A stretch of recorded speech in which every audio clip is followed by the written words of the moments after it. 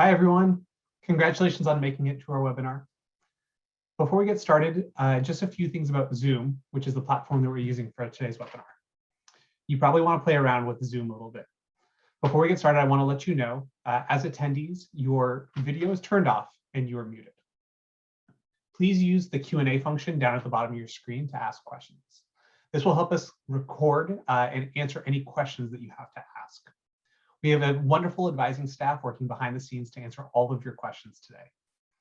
Just know that when you ask questions, other attendees may see your questions, but if you prefer, you can ask your questions anonymously.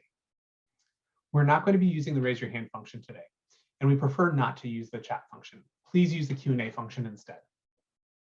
As presenters, we might use the chat function to send out website links and other group messages to all attendees. The focus of today's webinar is to help you get acclimated to the college and to your major. We'll also be sharing information on planning your first quarter and how to get ready for your advising appointment this summer. We plan to leave most of the time for Q&A at the end, and don't worry, we will post the webinar online in the next day or so. Now let's go ahead and take a moment to introduce ourselves.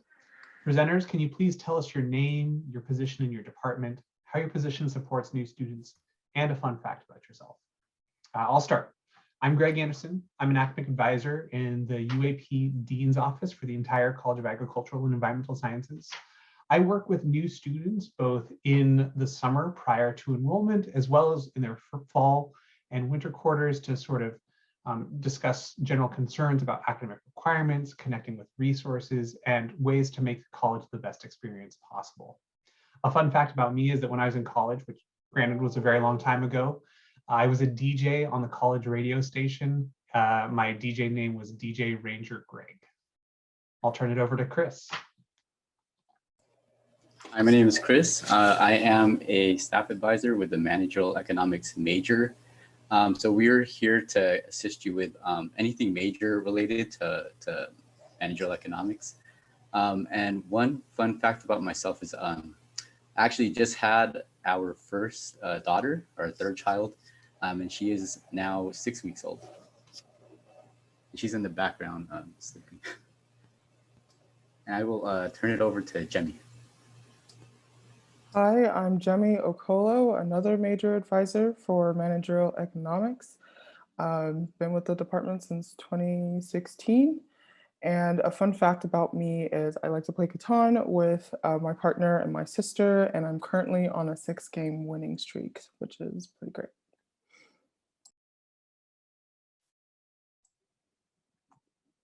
Oh, and I'm passing it on to Elizabeth. Thanks. Hi, everyone. Welcome, welcome, welcome. I am another of the managerial economics academic advisors. You can see we have a pretty large advising team. That's because we have a pretty large major.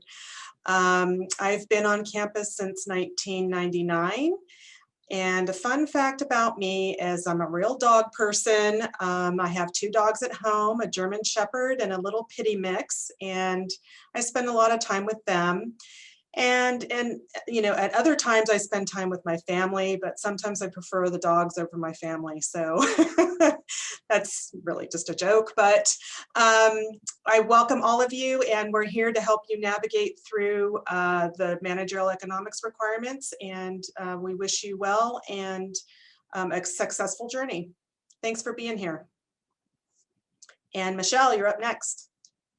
Hi, everybody. Welcome to all of you. We're so glad you're here. My name is Michelle Baker, and just like Elizabeth, I've actually been working for UC Davis since 1999, but with managerial economics as an advisor since April. So I'm the newbie on the team. And a fun fact about me is I have hiked Half Dome twice, but I always chickened out when I got to the large slab of granite to go up the cables. So this year, my goal is I'm going to hike Half Dome and make it up the cables. So. And with that, I'll pass it on to Maria, and welcome to all of you. Welcome, everybody. I'm not as adventurous as Michelle. I have not hiked that much, but want to welcome everybody. Thank you for being here, and go Ags. You are now part of the family. I am also one of the academic advisors in managerial economics. Have been on campus for a very long time, and know a lot of the little places that you might find comfortable to study. So if you're looking for that special place to study, come ask me and I'll find a place that might be good for you. Some fun facts about me. I'm a first gen, I'm a stepper. So if you're going to be in STEP, I was a stepper in 1990. And the biggest secret that's not a secret is that I have hot sauce in my drawer in the office, in my car, in my purse, because anywhere I go, I need to have some spicy edit to my food. So welcome to UC Davis and welcome to managerial economics. I will pass it on to Iyari. Hi, everyone. I'm Ajari. I am a recent UC Davis graduate. I actually graduated on Sunday, so very exciting. I also worked with the managerial economics department as a peer advisor, and I'm usually here helping students like navigate classes, kind of recommend different classes according to what you enjoy and maybe what you want to do in the future. And I also like try and help you understand the different requirements and things like that. And a fun fact about myself is that I love chocolate on everything except for chocolate ice cream. But yeah, any questions you guys have, just always ask a peer advisor. They're students in the major and they're here to help you out all the time. And also in our question and answer room, answering all those questions you have, we have both Danielle and Emma. I think they'll say hello in the chat. And for now, we're going to go off camera. That way you can focus on the content of the presentation, and we'll come back on camera for the live Q&A at the end. All right, let's go ahead and get started.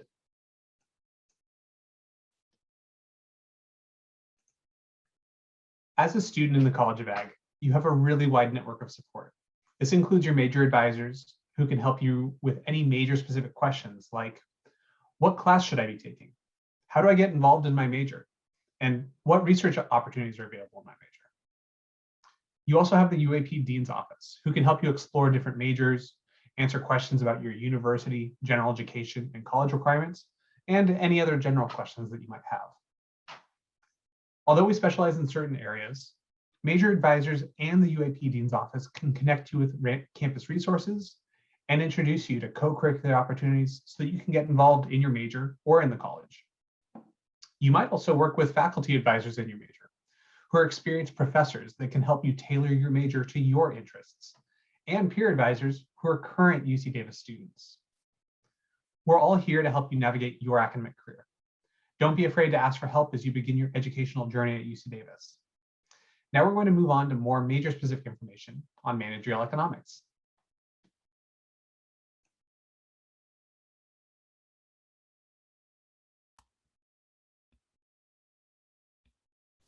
So what is managerial economics?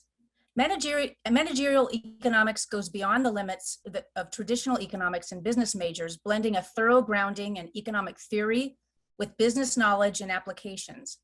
The program provides in-depth exposure to economics and quantitative methods, problem-solving strategies, critical thinking, and effective communication skills.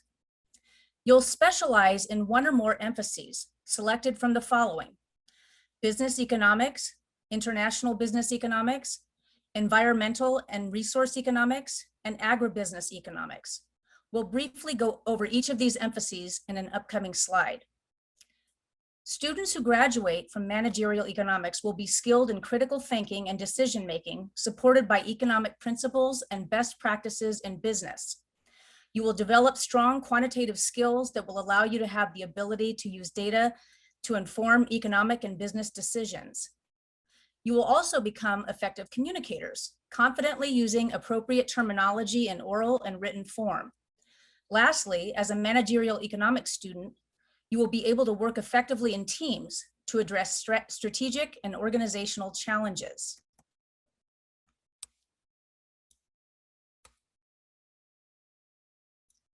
This major prepares students for an ideal transition into promising careers in both the public and private sectors of business and industry. Managerial economics graduates have established careers in every area of business, including marketing, analysis, consulting, financial services, accounting, entrepreneurship, real estate, and government. Many managerial economics graduates have entered advanced degree programs in business management, accounting, and law.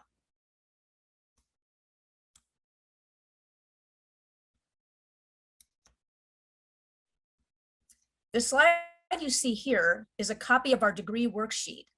The degree worksheet shows us the requirements for the managerial economics major. It looks like a lot, but there are just 4 components. The major English requirement in the upper left corner is composed of a communication class and an upper division writing course. The preparatory requirements in the middle left is composed of introductory courses to micro and macroeconomics, calculus, statistics, accounting, business law, and computer science.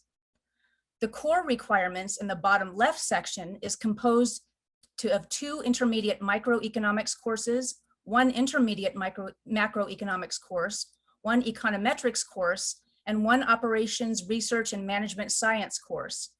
Everyone in the major has to complete this column of requirements, regardless of which emphasis they choose. The restricted elective section, which is in the middle here, is where you'll find the major's 4 emphases.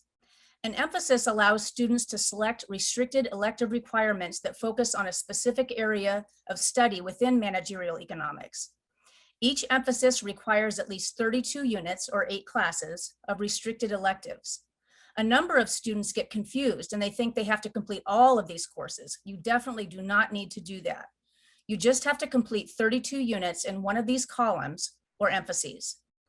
The 4 emphases are business economics. Now this emphasis is kind of a catch-all emphasis and it's designed for students interested in anything business related. It provides students with a general understanding of the modern business world. You'll be able to take courses focused on subjects like corporate finance, business strategy, marketing, investment, wealth management, accounting, and commodity markets. International business economics, this emphasis is for students interested in the exploration of economic factors and public policies affecting patterns of growth in international trade, import-export markets, globalization, and emerging market economies. Then there's environmental and resource economics. This emphasis is for students interested in learning about the vital relationships between the environment, natural resources, and the economy. You'll be able to take courses that involve subjects like climate change, cap and trade, pollution policies, wind and solar energy, and groundwater management.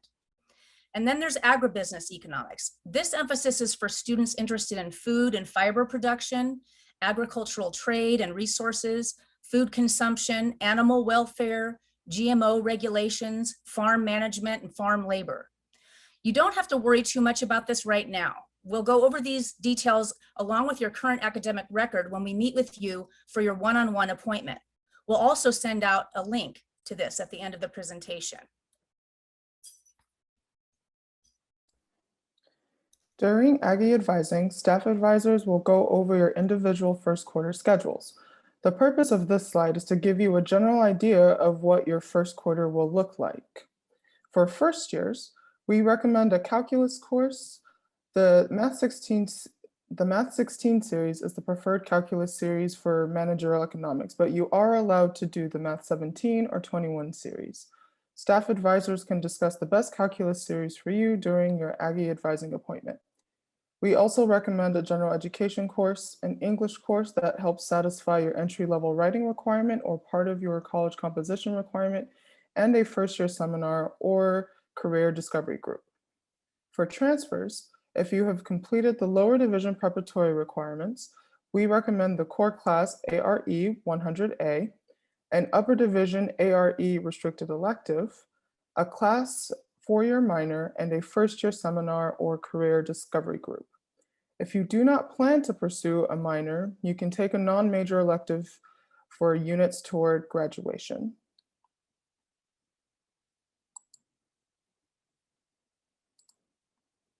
So, what happens now? Starting June 17th, so tomorrow, staff advisors will meet with you to go over your first quarter schedules and any work you are transferring to UC Davis. Many of you have already made appointments with a staff advisor. For those of you who have not, please schedule an appointment using appointments.ucdavis.edu. We will conduct Aggie advising appointments through July 31st, so you have a lot of time. We ask that you finish Aggie 101 before your Aggie advising appointment. Finishing Aggie 101 will give you the context needed in order to fully understand your major requirements and how they fit into your overall UCD degree. If you have additional questions about managerial economics, I recommend exploring our website. It has the major requirements, sample plans, videos from faculty and peer advisors, and plenty of other resources that will prove useful to you during your time at UC Davis. After Aggie advising and summer registration, please continue to seek advising. We have a full team of staff advisors, peer advisors, and a faculty/master advisor ready to help you navigate the complexities of the major and the university. We also have a student services advising assistant who can help with general questions and scheduling advising appointments. When we eventually return to campus, come visit us in 1176 Social Sciences and Humanities, aka the Death Star. And when you see it, you'll understand why it is called the Death Star.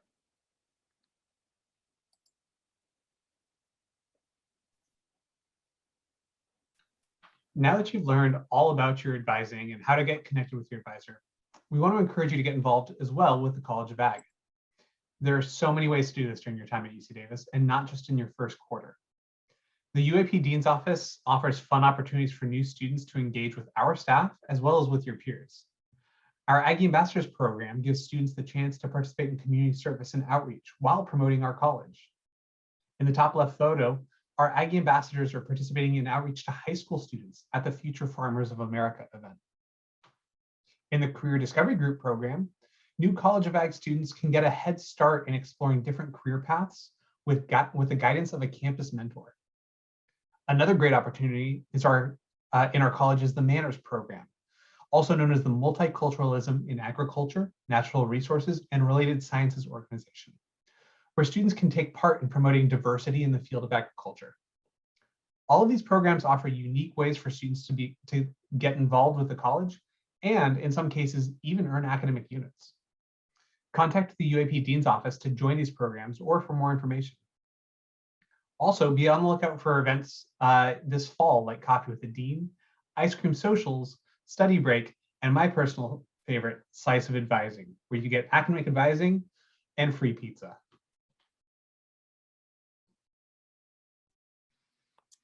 Students should also consider joining on-campus clubs. The ones you see up here are managerial economic related clubs, where you will have the opportunity to apply material learned in class to club-related business projects. Clubs also help students find a community on campus where you can meet more students within the major and some outside of the major too. This helps UC Davis seem not so big of a school anymore. The Managerial Economics Department also offers study abroad opportunities where you can take classes that make progress towards the major, specifically ARE 112, Perspectives in Global Management in the United Kingdom, and Stats 103, Statistics for Business and Economics in Poland. If you are interested in study abroad, it is best to communicate it to your staff advisor so that they can help you create a graduation plan that includes study abroad classes. Let's move on to the Q&A. If you can't stay for this portion, that's okay.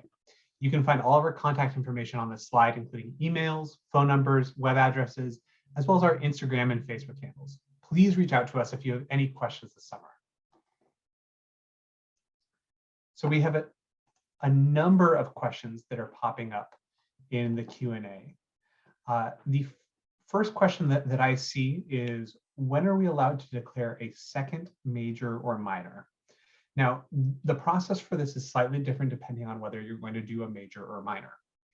A student cannot change their major within their first quarter at Davis. They have to be in good standing, which means they need to have UC grades. So the earliest they're eligible to either change major or add a second major is their second quarter at Davis. The other piece with adding a second major is, depending on the major you're hoping to add as your second major, Some majors do require that you take a certain set of classes before you're eligible, whether it's a certain math series, a certain science series, or even just, a grouping of classes that are preparatory for that subject.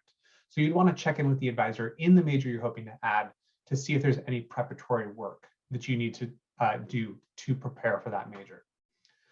For a minor, that's something that you can start working on your own at any point, but you're not able to add the minor until you've taken a number of the classes towards the minor and you're registered for the final class that will complete your minor. And then there's a petition on a website we use called Oasis to declare your minor. Next up, I see a question about, is there a difference between business economics and business administration? Are there any main econ advisors who want to take that one?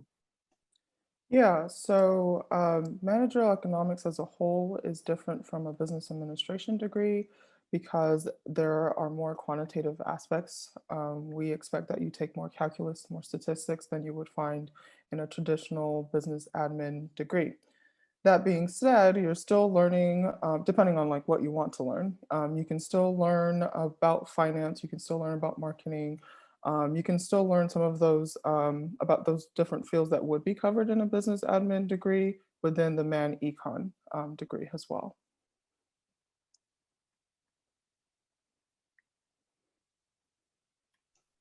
The next question I see relates to the business law class. Someone asking if they have to take business law before school starts. They're planning on taking it this summer at their community college. Can you speak a little bit about when students can or should take business law? Yeah, so if you're a transfer student, ideally we would like you to take it at your community college, but it is also okay if you take it at Davis. If you have not taken it at your community college, then it should be in your first quarter, your first or second quarter at Davis. If you're a first year student, so you're coming in as a freshman, there is a requirement, a unit requirement on the class where you have to complete 45 units before you can register for it. So that usually means you're taking the class in your sophomore year. So we ask first years to wait until they've had at least a year at Davis before registering in it.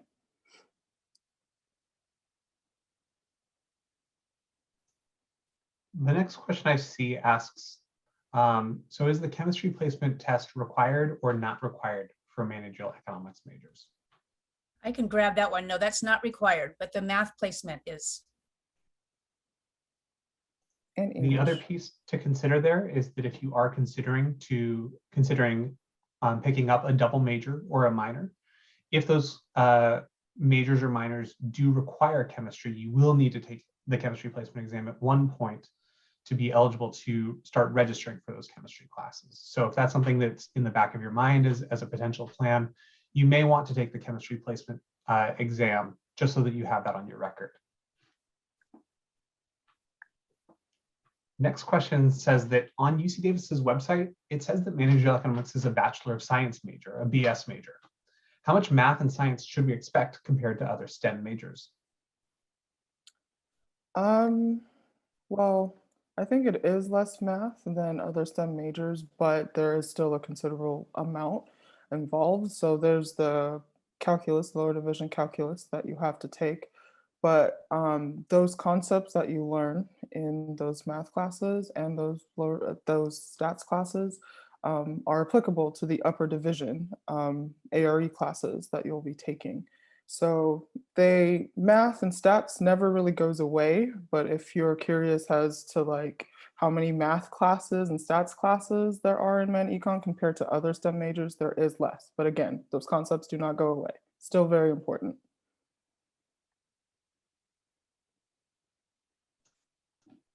Next up, someone asks, if I'm done with Calculus BC and I've received credit and received a qualifying score on my placement test, will I have to take any other calculus courses for this major?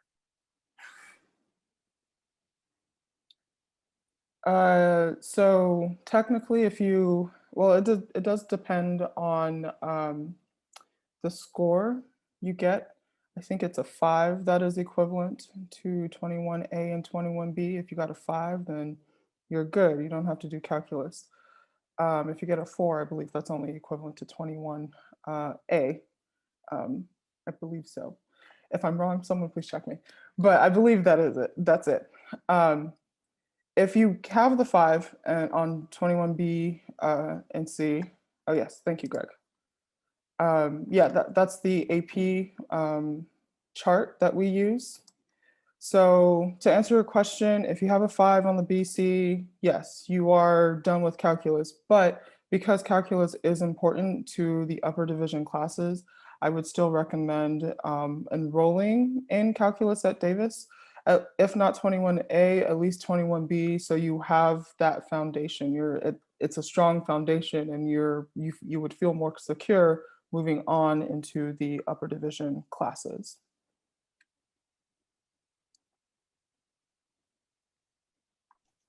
And just a forewarning, I put that AP chart link in the chat. Feel free to take a look at it if you're coming to Davis with AP exam credit, but know that it is a very big file. So if you have questions about it, it can be a little confusing. Feel free to reach out to advisors either in your major or in UAP in the dean's office. Our next question is a really fun one. Why is Man-Econ a part of the College of Agricultural and Environmental Sciences while Econ is in the Letters and Science College?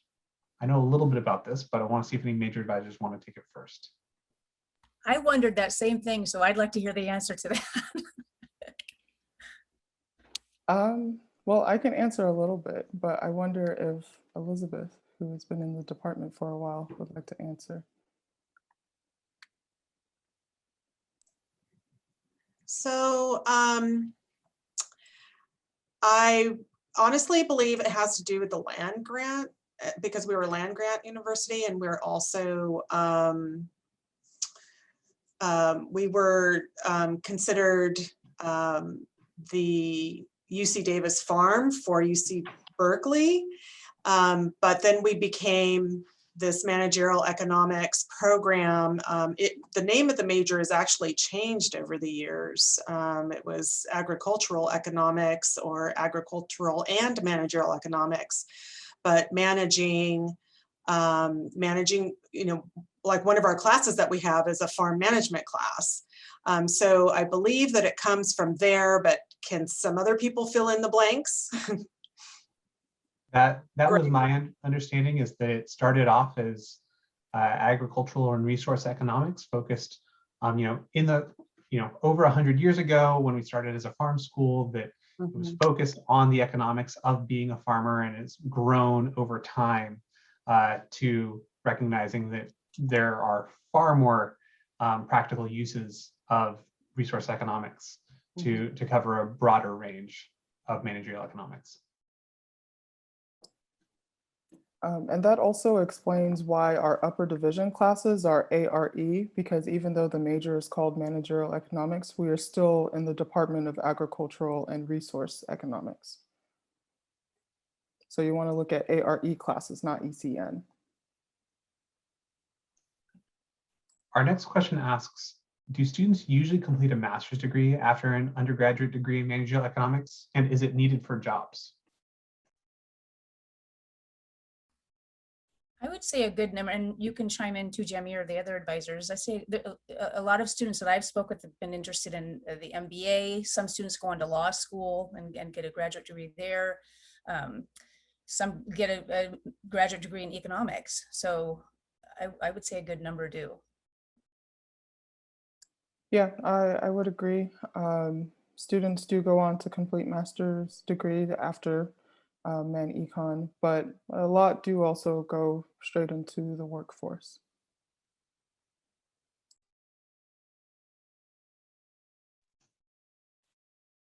A similar question, is there any data on how many managerial economics graduates are able to find jobs after graduation? I guess I'll try to answer that. I believe that the Internship and Career Center actually has some data on that. So that might be a good resource. In fact, I do believe they have I do believe they have some information out on their website that speaks to that. So. And I just put a couple of links in the chat from the Internship and Career Center. They have a page called What Can I Do with My Major? And some of that has some results of graduation or graduates, what sort of fields they go into, the demographics of the students, and then also where they end up finding employment.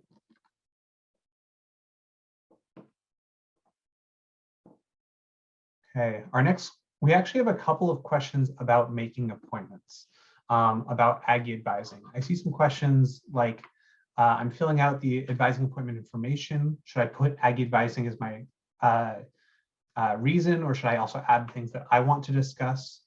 Someone mentioning that they tried making an appointment with a peer advisor on the appointment system, but it's saying that those peer advising appointments are full. What should they do? And then, can I declare a double major during the advising appointment? So general questions about how to make those Aggie advising appointments, how to prepare for them, and who to meet with for those. So how to make it: appointments.ucdavis.edu. You want to select staff advisors, not peer advisors. For new students, Aggie advising should be done with a staff advisor. You'll be able to meet our lovely peers in the fall quarter, but at least for this summer, you should meet with a staff advisor to at least get that initial first quarter plan done. Declaring a double major. So as Greg mentioned earlier, you can't declare a double major just yet. To do anything in that department, you need to have some UC Davis grades first. You need to be in good academic standing after your first quarter here.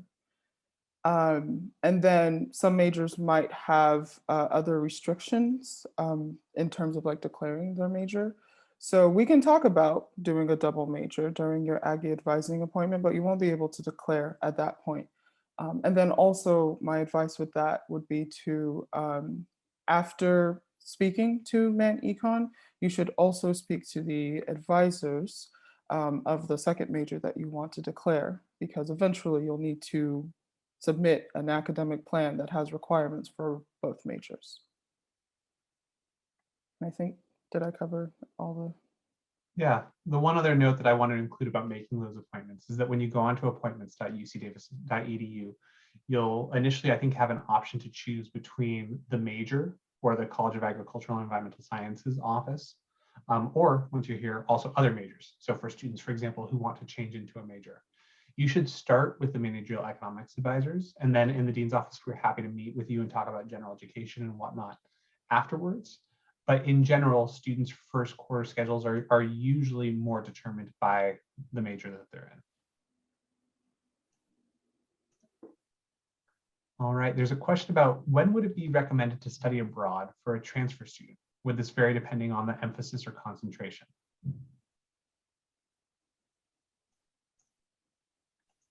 I would say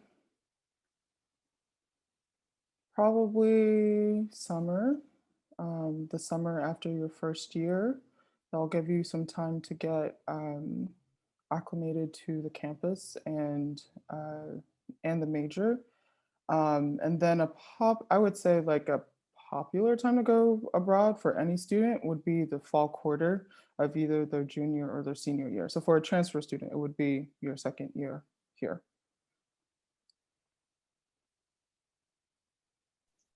And that is one thing that usually for studying abroad, you'll want to start planning that out a couple of quarters in advance. So if that's something that you're very certain that you'd like to do, even if it's next summer, which might feel really far away. Once you get on campus in fall, you might want to start looking into study abroad options and start thinking about how you'd like to spend next summer. Just to add a little bit to that also, for study abroad, you don't necessarily need to complete major related courses when you study abroad. You can go for personal enrichment.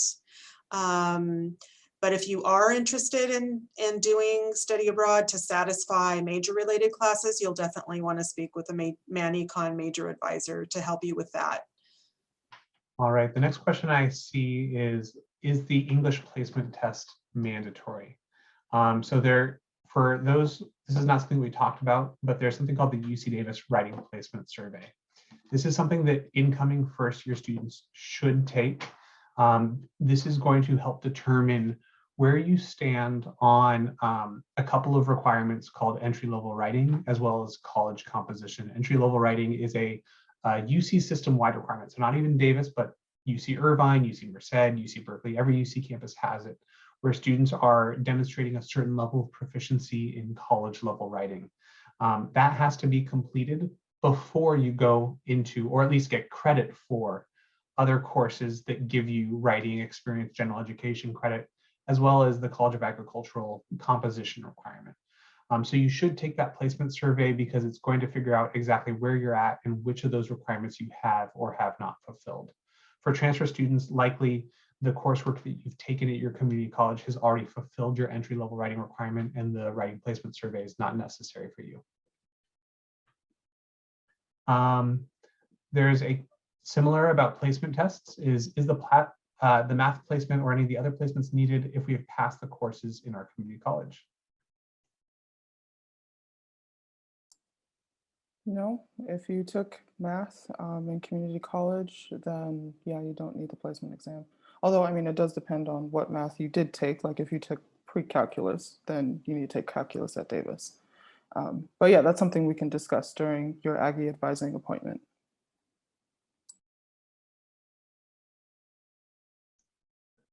There's a great question asking, is chemistry considered a GE?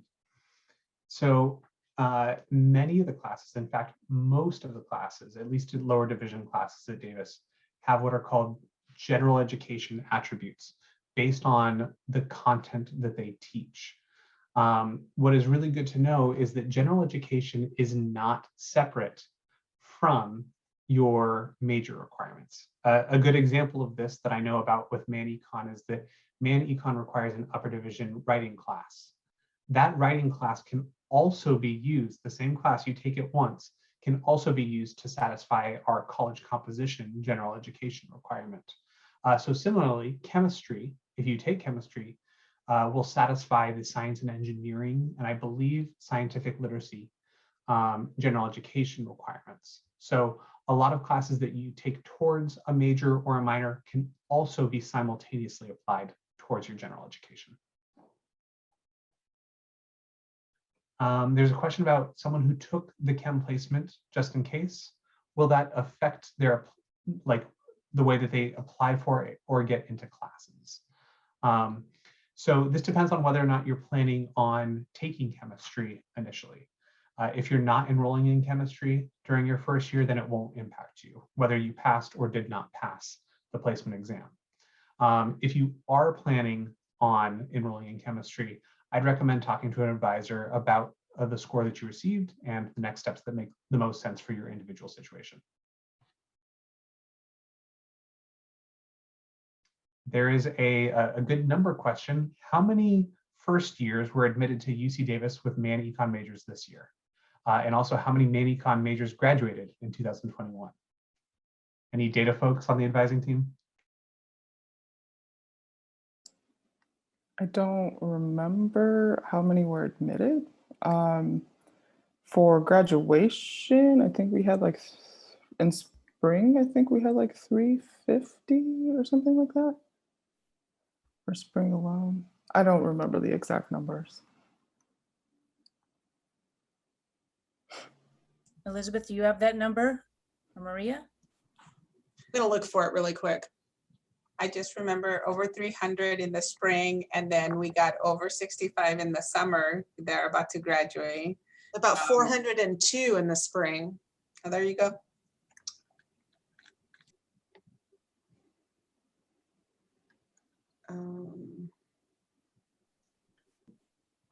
Another question that I've seen come up a couple of times is sort of the comparison of the managerial economics major in program versus the economics major in program in the College of Letters and Science, and how different programs might look to employers, or what are some of the major differences between the two majors?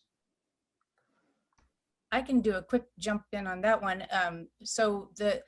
Well, first of all, the managerial economics, I think we might have mentioned this before, is a Bachelor of Science, whereas the economics is a Bachelor of Arts.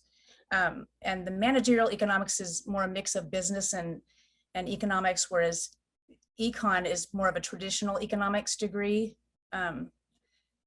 In terms of jobs, I don't know if anybody wants to address that, but Their job outcomes are pretty similar between both majors. It really just depends on what the student specifically wants to go into. So if you're interested in like finance per se, then either degree will help you get a job in finance. Most students doing both majors, they find that doing internships is very important in seeking a job. So the major is important, but also the internship experience that you get as a student is very important when searching for jobs post-graduation, regardless of your major.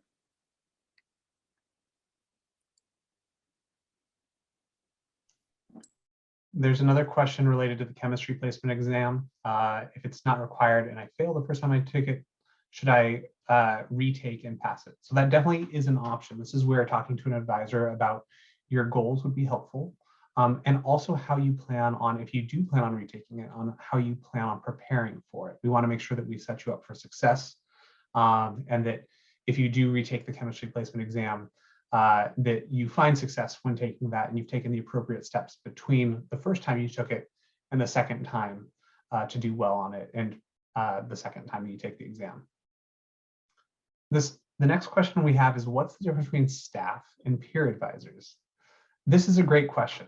So staff advisors are people whose full-time job is to work at UC Davis, to work with current college students, whether it's within your major or within the dean's office. Staff advisors have all graduated from college, many times are experts in the subject that they are working in, and have trained specifically on how to work with students, how to advise students. And they've poured through a lot of those, like the general catalog and a lot of the very, I don't want to say mundane, but those detailed policies and procedures that are required of students to graduate.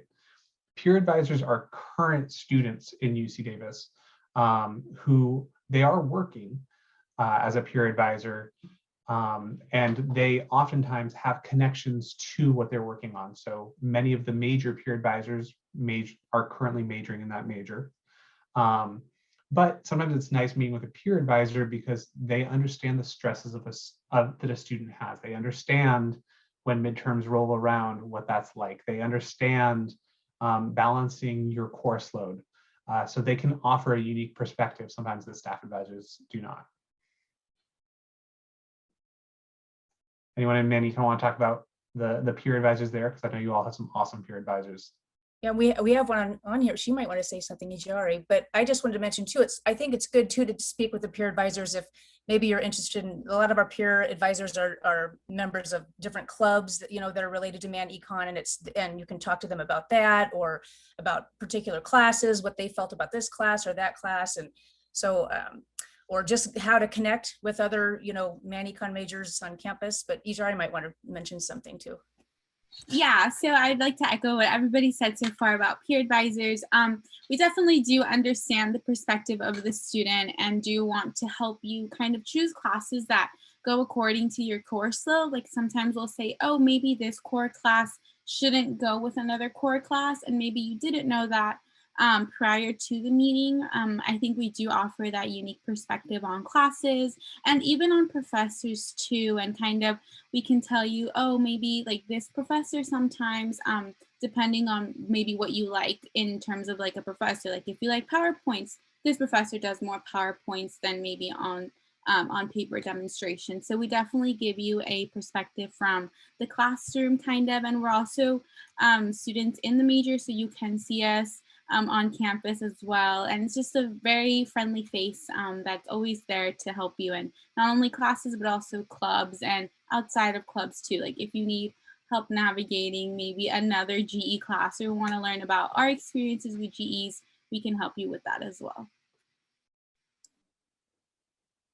And also, Aggie advising is meant for the staff advisors, and then you can talk to our peer advisors starting in fall.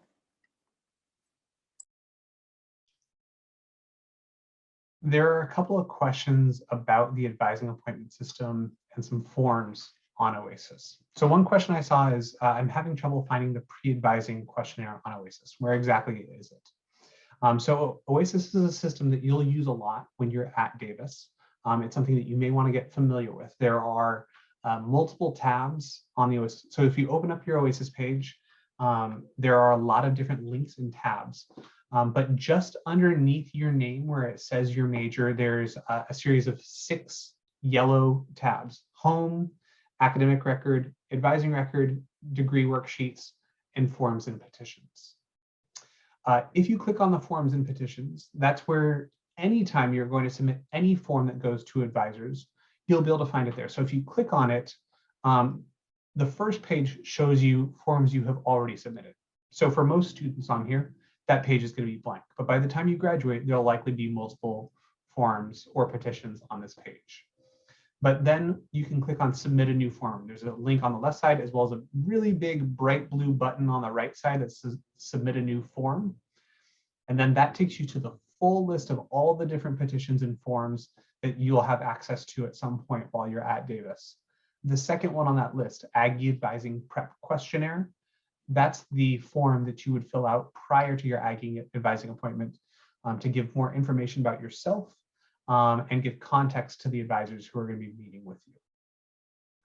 There's also a question about, in the advising appointment system, there's something called an academic study plan in the special situations section. I was wondering if that's related to the process of planning your first quarter schedule. I know that man-econ advisors can probably jump on this too, but the academic study plans are ones that you can use, you can create on your own for your own sort of like draft purposes, but then you can also create ones that are submitted to your major advisors that you work on with them that are more official or formalized. So when you meet with an advisor for Aggie advising, they will help you create an academic study plan or create a first quarter schedule at least. It may not actually be a form in OASIS, mapping out which classes you're going to register for in that first quarter.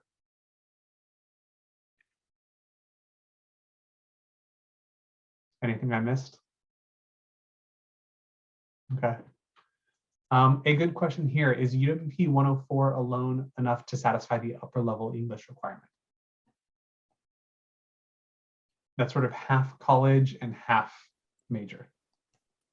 So for the major, we require 2 classes. So a communication class, either public speaking or communication 1 at Davis, or interpersonal communication or communication 3.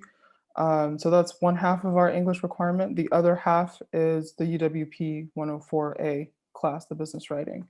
And then it's kind of a requirement, like an indirect requirement, is that UWP 104A also requires a prerequisite course. So there are 7 classes that you can pick from. So UWP 1, ENL 3, comparative literature 1, 2, 3, or 4, and Native American Studies or NAS 5. So any one of those 7 classes can serve as a prerequisite. It's not directly a major requirement, but you do need it to move on to UWP 104A for the major. And as I mentioned, UWP 104A will satisfy half of your college composition requirement. In the College of Agricultural and Environmental Sciences, we actually don't have an upper division writing requirement. We just require 2 classes, but upper division classes will satisfy that. The other piece to mention is that I know the question asked about UWP 104. There's actually a long list of UWP 104 classes that have different letters. So UWP 104A is writing in the professions, business writing. So you can see how that's very relevant for managerial economics. But the whole 104 series is writing in different professions. So there's UWP 104C, writing in the professions, journalism. UWP 104F, writing in the professions, health. So they're all writing classes meant for teaching the different writing styles that are sort of expected within different professions or fields. So there's a question about if I completed all of my lower division GE classes at a community college, are there any upper division GE classes that I need to take to complete the major? I'll start with non-major classes, just towards your general education. If you have what's called an IGETC, which comes from a California community college, and it's a full IGETC, so you've taken every class in every category, that will basically check off all of the GE requirements that are required of a UC Davis student, which means you can focus entirely on major requirements. Or if using assist.org, you've taken classes that are directly equivalent and also complete all of your GE requirements, same thing. You would not need to take any GE requirements once you're at Davis. But that's something that you'll want to talk to a dean's office advisor about once you're here and your courses are added to your academic record. We'll be able to see exactly where you stand on your GE requirements. So that's a good thing to discuss late in fall quarter or early in winter quarter.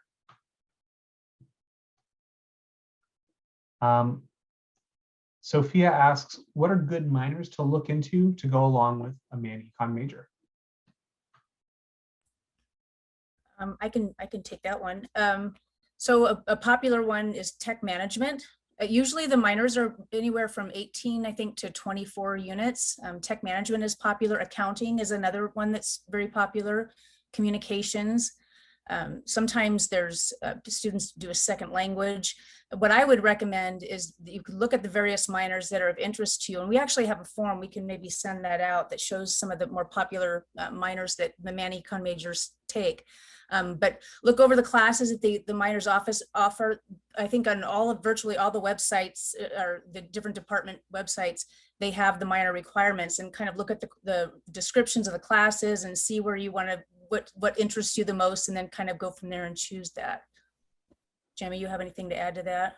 Yeah, and so how I usually guide students in finding minors is think about what aspects of business you're interested in going into. So if you're interested in like the finance or the business analytics, you maybe want to look at stats as a minor, or math as a minor, or accounting. If you're more interested in the relational side, the side that deals more with like people, like marketing or management, maybe communication or psychology or sociology. So I try to tell students, think of what would complement your major, the classes that you're taking in the major, and the path that you want to go down, the career that you want to end up in.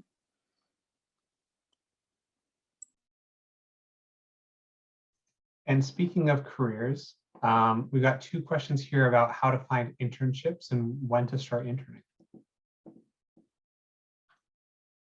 A good place to start is and I think Greg mentioned this earlier, the Internship and Career Center on campus. You can even look that up on our web now, and that's it. They have a lot of internship opportunities and resources, and you can sign up for something called Handshake. Some of you may be familiar with that, which connects you to employers and firms and organizations. So I think that would be a really good start. And then we also sometimes send out internship opportunities through our listserv, so via email. So yeah, but ICC, it's a great place. Definitely start there. And then in terms of like when to intern, I'd say sophomore year, junior year. I'd say that's when most students start interning. So like second and third year. We have a great question about a student who is coming from a community college that's on a quarter system, and so their transcripts aren't yet finalized because they just finished their spring quarter. How does this impact the classes they can take, or how they should plan for their IAG advising appointment with their major advisors? So you do have to report the classes that you're taking on your admissions application. So we do have access to that. We can see what you have planned and what is in progress for you. So we use that in order to figure out what would be the best first quarter schedule for you. And then when it gets to fall quarter, hopefully all your stuff is in, we can then plan like a full graduation plan for you when we have all of the information from your community college.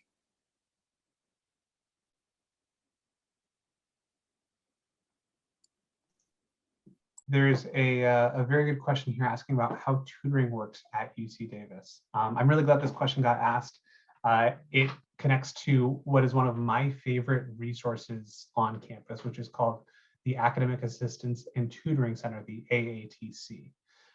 This is a center that specifically supports students in subjects that we know sometimes are really challenging for students, but they also are preparatory subjects for a lot of majors on campus. So they're subjects that, you know, a very large portion of UC Davis students are going to have to go through to go further in their major. And so those are things like biology, chemistry, statistics, writing, economics, engineering, math, physics, things along those lines. They have tons of opportunities. So they have tutoring with fellow students. They have appointments with staff members. They have staff members who lead weekly workshops. And they even have, for some subjects like math, what are called co-classes, where you actually go once a week or twice a week. And it's an extra class. It's like an extra discussion / study session. And you end up earning a unit towards your minimum progress requirements in those classes. So it's really great. But the tutoring there is really helpful too, because now I know when I was in college, I took physics and really struggled. And so I went to tutoring. And so for students like that, it's fantastic. But tutoring also, if you're a student who's doing well in the subject, can often be the difference between, you know, getting a grade that you're okay with, maybe getting like a B in the class, and getting a grade that you're super proud of, like getting an A in the class. So it's not just for the Gregs of the world who are struggling in the class. Everyone can benefit from tutoring. I do also know that there's some tutoring for specific classes or specific subjects or departments, but you'd have to check in with those classes. Manny Econ Advisors, do you have any tips for tutoring for your students? We have a list of tutors that we can provide for students as well. So they can always reach out to us and we'd be happy to provide that.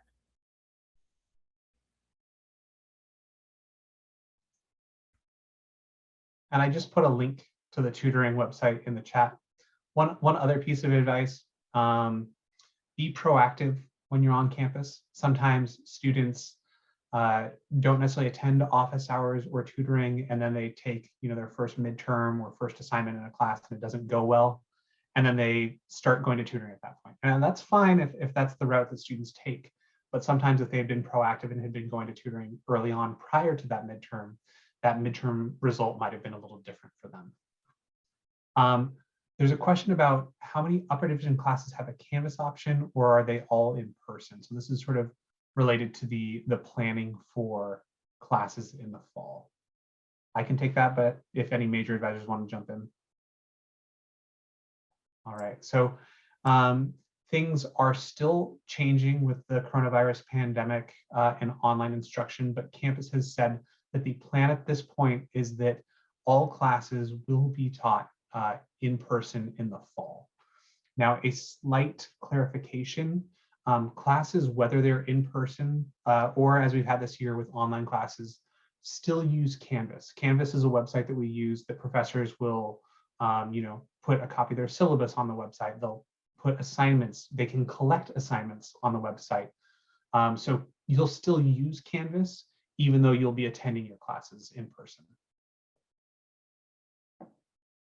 A couple of questions about internships again.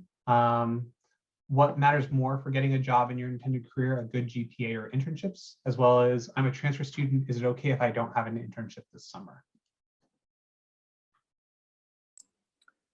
For the transfer student, I think it's okay if you don't have an internship this summer. I mean, you are about to make a huge transition to Davis, and so it's okay if you want to take it easy a bit before you jump into that. And you still have the academic year, you still have next summer, you still have your second year here or your third if you decide to do that as well. So yeah, so that's for the transfer student. Just in general, I think the question was GPA versus internship experience for the past job. Was that it? Yeah. Okay. So some fields, GPA is very important. Some companies, they do look at that. But I'd say overall, the experience you get in your internships, that's probably what companies really look for when you're applying. So what have you done?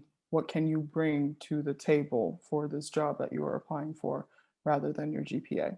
So some do care, but most are like, what is your experience? It looks like we've got two more questions. One of them actually relates to Jemmy, what you were just sharing is, what is the average GPA for a man-econ major? I believe it's around a 3.1, I think. Hold on, I'm pulling up Oasis. I think it says that somewhere on Oasis. And while Jemmy's pulling that up, there's one other question about planning for classes as a transfer student. How many classes does the average transfer student in man-econ take?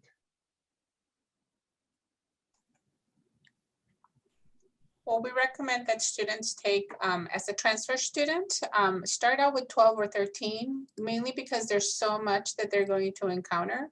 They'll be learning a new campus, new resources, plus new classes. So starting with 12 or 13, that's about 3 classes. It's a good way to start. I know that as a transfer student, you come from a semester system and are used to maybe more units, but a quarter system goes a lot faster. And so it's not that we don't think you can do it. It's just, you know, let's start on a very positive stand and try it with 13 units, 12 to 13. And then if you're doing extremely well and you're like, hey, I can take on more, then take that extra class in your second quarter. And to answer that other question, the average, at least right now, it does change from quarter to quarter, but right now the average is 3.285 for man-econ students. And this is your overall UC GPA. And there's sort of a follow-up question, but this is good both for transfer students, but especially for those first years who are coming from high schools that maybe didn't use a unit system. So units is sort of supposed to be a rough measurement of how much time you both have to spend in class as well as studying and doing work outside of class. So each unit is supposed to be roughly 1 hour per week of time spent in class, plus roughly 2 hours per week of studying and work outside of class. So when we talk about number of classes, that can sometimes be a little deceptive because let's say you're enrolled in 13 units and then you add one more class and it's a 1-unit freshman seminar. That's not going to increase your workload a whole lot. A little bit, but not a ton. But if you're enrolled in 13 units and then you add one class, but it's Anthropology 2, which is a 5-unit class, then you're going to be at 18 units. And that's going to significantly increase your workload. So it's important not just to look at sort of the number of